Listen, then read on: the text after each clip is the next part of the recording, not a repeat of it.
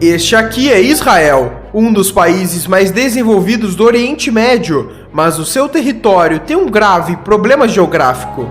Começando pelas suas fronteiras, o país é totalmente cercado por nações que já o atacaram no passado, sendo o Egito na fronteira sul, a Jordânia no leste e ao norte o Líbano e a Síria. Além disso, existem países declaradamente inimigos de Israel, como o Irã, que mesmo não fazendo fronteira já ameaçou o país diversas vezes, além da Arábia Saudita, Iraque, Argélia, Líbia, Kuwait e o Sudão, que também já foram inimigos do país. Isso sem falar dos conflitos internos que acontecem com a Palestina na faixa de Gaza e na Cisjordânia. E um dos motivos para isso acontecer é que todo esse território é muito estratégico, dado que aqui temos o Levante, uma região que se estende desde o Oriente Médio até o sul dos Montes Tauro na Turquia, sendo limitado a oeste pelo Mar Mediterrâneo e a leste pelo deserto da Arábia e da Mesopotâmia. Essa área conecta o norte da África ao Oriente Médio, sendo requisitada por interesses logísticos e militares de diversas potências. E o outro motivo de ser uma área de conflitos é pela questão religiosa, já que Israel concentra alguns dos principais centros históricos para o judaísmo, islamismo e o cristianismo. Para se ter uma noção, nos países ao redor de Israel, em média 94% da população é islâmica, enquanto em Israel 82% é judaica. E para entendermos mais a fundo o problema geográfico de Israel, temos que olhar a sua história. Desde seu surgimento até os dias atuais, Israel sempre viveu conflitos, guerras e instabilidades, justamente pela localização geográfica e por estar em uma região estratégica. Sabendo disso, vamos começar a história de Israel por aqui, em 600 a.C.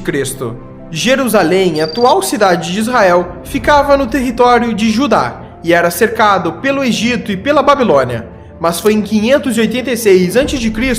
que começa um ciclo de invasões naquela região, onde os babilônios, sob o comando de Nabucodonosor II, invadiram e destruíram o Templo de Salomão.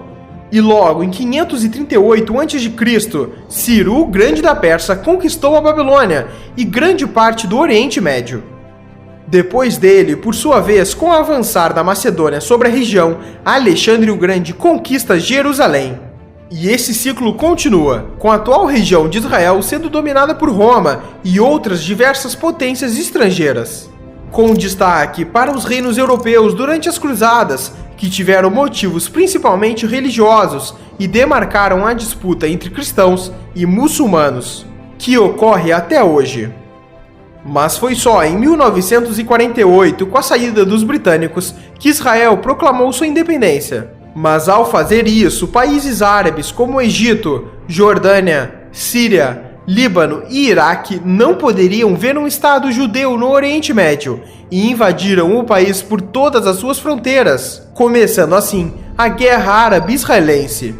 E o Estado judeu, mesmo com tantos inimigos, venceu essa guerra, além da Guerra do Sinai em 1956, Guerra dos 6 Dias em 1967, Guerra do Atrito em 1970, além da Guerra do Yom Kippur e tantas outras que ocorreram, com Israel vencendo todas elas. E isso acontece em grande parte pela estratégia israelense de defesa, que por problemas geográficos e por ser um país pequeno e com pouco território, Israel não pode se dar ao luxo de recuar de seus inimigos, já que estaria entregando seu próprio território para os mesmos. Basicamente, a estratégia se dá da seguinte maneira: a primeira etapa é avançar sobre território inimigo no momento que eles menos esperam, e depois, enquanto uma linha avança diretamente em direção ao inimigo de forma rápida, uma ou mais linhas de ataque se dão pelas extremidades de forma a avançar mais rápido ainda, cercando o inimigo e não deixando penetrar em seu território.